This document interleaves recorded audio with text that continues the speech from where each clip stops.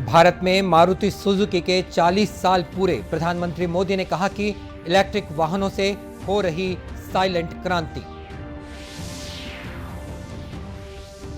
Hockey के जादूगर major Dhyanchand की जयंती पर देश मना रहा है राष्ट्रीय खेल दिवस।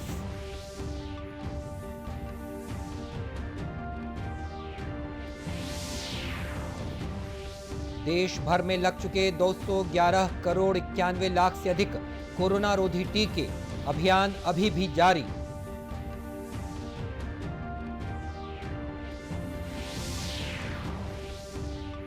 और छत्तीसगढ़ के रमदहा जलप्रपात में डूबने से मध्य प्रदेश के 6 लोगों की मौत। सिंगरौली के बैढ़न से पिकनिक मनाने आया था 14 लोगों का समूह।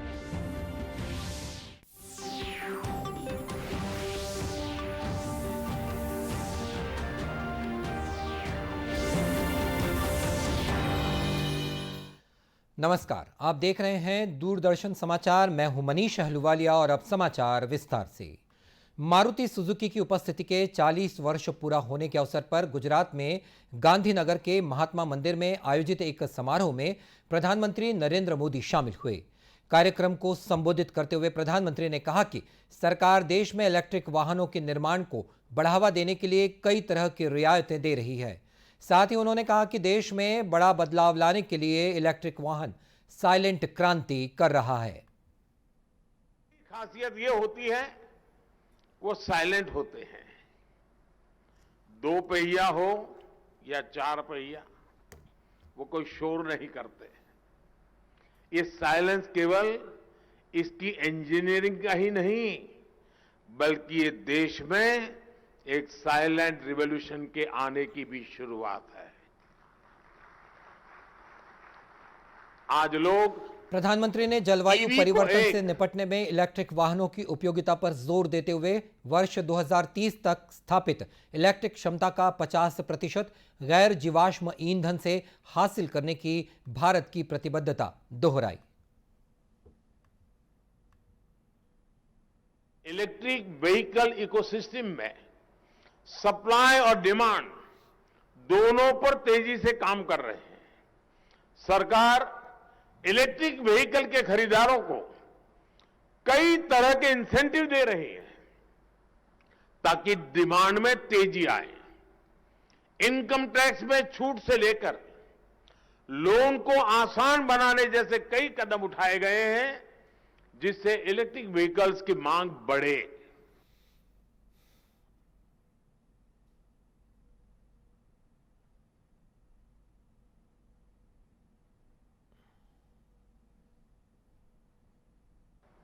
भारत ने COP26 में ये घोषणा की है कि वो 2030 तक अपनी इंस्टॉल्ड इलेक्ट्रिकल कैपेसिटी की 50% क्षमता नॉन फॉसिल सोर्स से हासिल करेगा। हमने 2070 के लिए नेट जीरो का लक्ष्य तय किया है। इसके लिए हम ईवी चार्जिंग इंफ्रास्ट्रक्चर और ग्रिड स्केल बैटरी सिस्टम जैसे एनर्जी स्टोरेज सिस्टम को इंफ्रास्ट्रक्चर की हार्मोनाइज लिस्ट में शामिल करने की तैयारी कर रहे हैं। साथ ही हमें बायोगैस, फ्लैट फ्यूल जैसे विकल्पों की और भी बढ़ना होगा।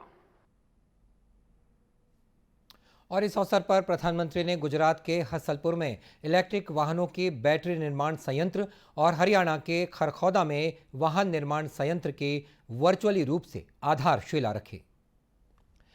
हॉकी के जादूगर मेजर ध्यानचंद की जयंती के अवसर पर आज पूरा देश राष्ट्रीय खेल दिवस मना रहा है। इस अवसर पर प्रधानमंत्री नरेंद्र मोदी ने लोगों को बधाई दी और मेजर ध्यानचंद को श्रद्धांजलि अर्पित की। उन्होंने कहा कि हाल के वर्ष खेलों के लिए महत्वपूर्ण रहे हैं और आगे भी उपलब्धियों का सिलसिला जारी रहेगा। अनेक शुभकामनाएं।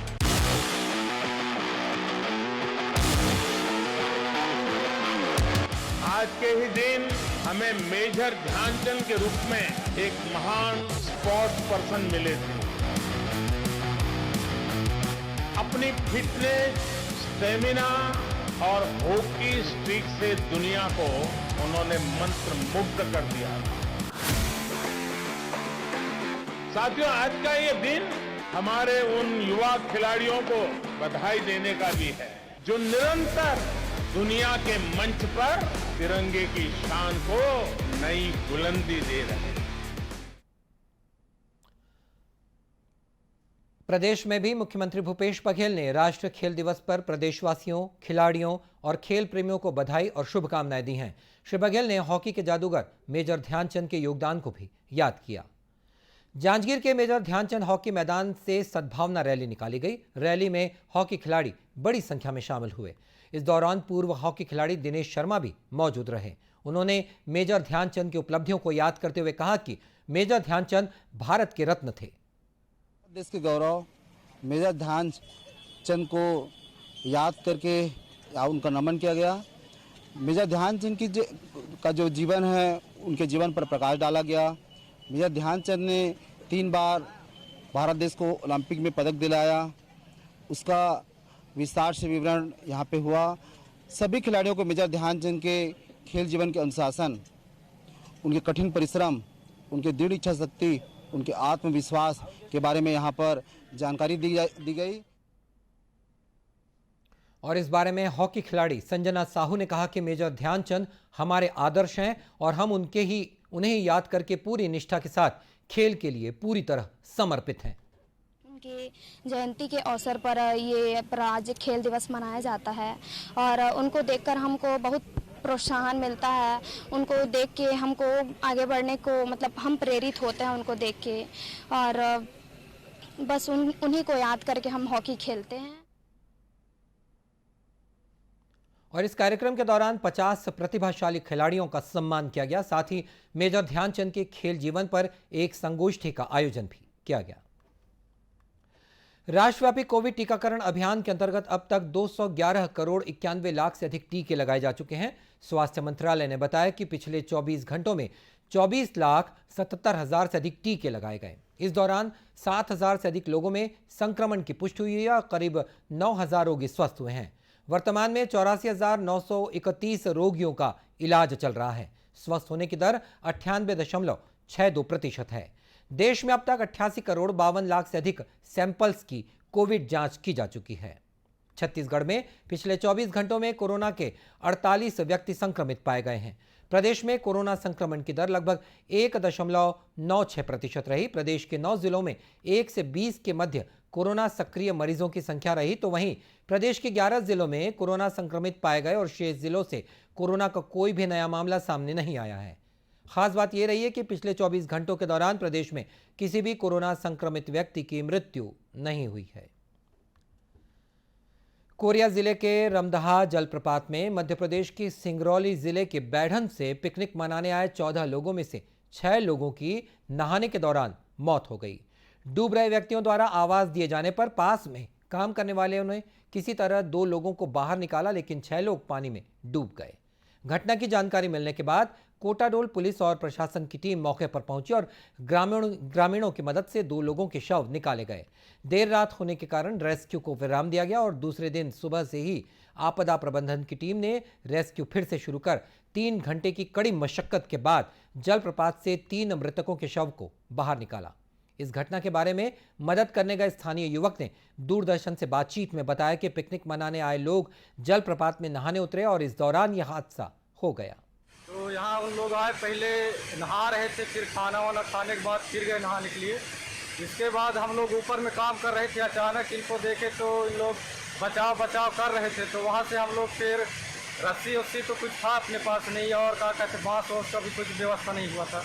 तो इतने में उन लोग क्या कहते हैं 5-6 लोगों को पता चला, बताए कि डूबे, तो उनमें से 2 लोगों को हम लोग निकाले और बताए कि 5 लोग अभी अंदर है पानी में। छत्तीसगढ़ के मुख्यमंत्री भूपेश बघेल और मध्य प्रदेश के मुख्यमंत्री शिवराज सिंह चौहान ने इस घटना पर दुख जताया है। मध्य प्रदेश के मुख्यमंत्री ने बचाव अभियान के बारे में मुख्यमंत्री भूपेश बघेल से बातचीत भी की है।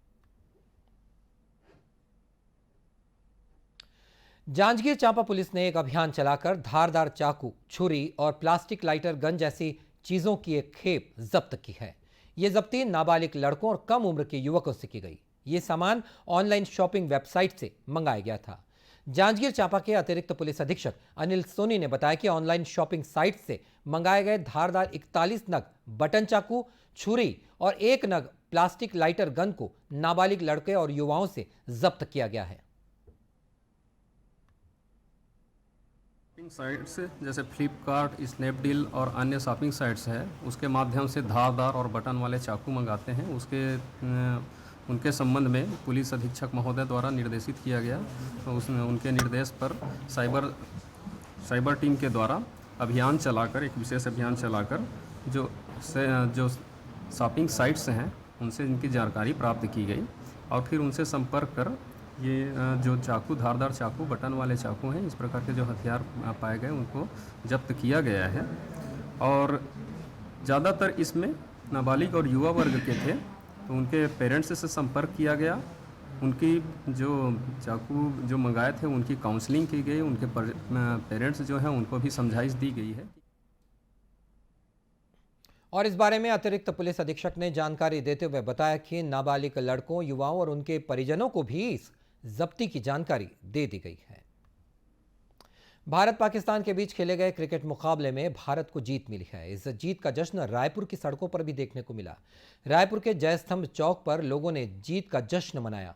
नारे लगाते क्रिकेट प्रशंसकों की भीड़ जयस्तंभ चौक पर इकट्ठा हो गई। बरसात के बावजूद पाकिस्तान पर जीत का यह जश्न काफी देर रात तक चलता रहा।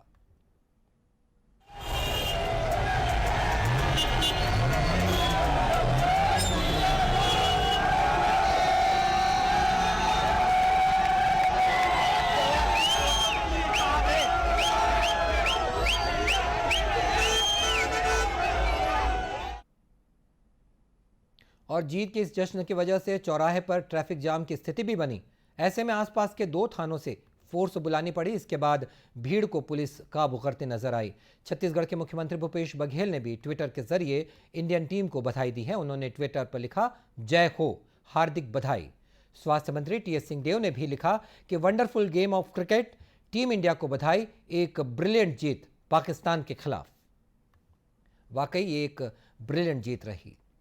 दूरदर्शन केंद्र रायपुर से प्रसारित होने वाले प्रादेशिक समाचार को आप YouTube पर भी देख सकते हैं। हमारे YouTube channel Chhattisgarh DD news पर प्रादेशिक समाचार उपलब्ध रहेगा। YouTube चैनल का लिंक और QR कोड आप स्क्रीन पर देख सकते हैं। अपने एंड्रॉयड फोन से QR कोड स्कैन कर आप छत्तीसगढ़ डीडी न्यूज लिंक पर जा सकते हैं। और इसके अलावा छत्तीसगढ़ डीडी न्यूज फेसबुक और ट्विटर पर भी उपलब्ध है। और बुलेटिन के अंत में मुख्य समाचार एक बार फिर। भारत में मारुति सुजुकी के 40 साल पूरे। प्रधानमंत्री मोदी ने कहा कि इलेक्ट्रिक वाहनों से हो रही साइलेंट क्रांति।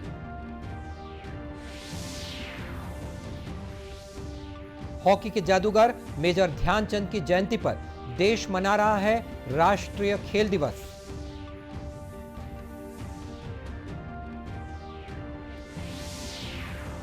देश भर में लग चुके 211 करोड़ 91 लाख से अधिक कोरोना रोधी टीके, अभियान अभी भी जारी।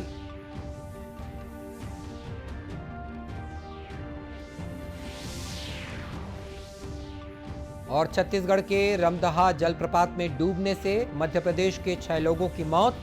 सिंगरौली के बैढ़न से पिकनिक मनाने आया था 14 लोगों का समूह। और इसी के साथ ये समाचार बुलेटिन समाप्त हुआ। नमस्कार।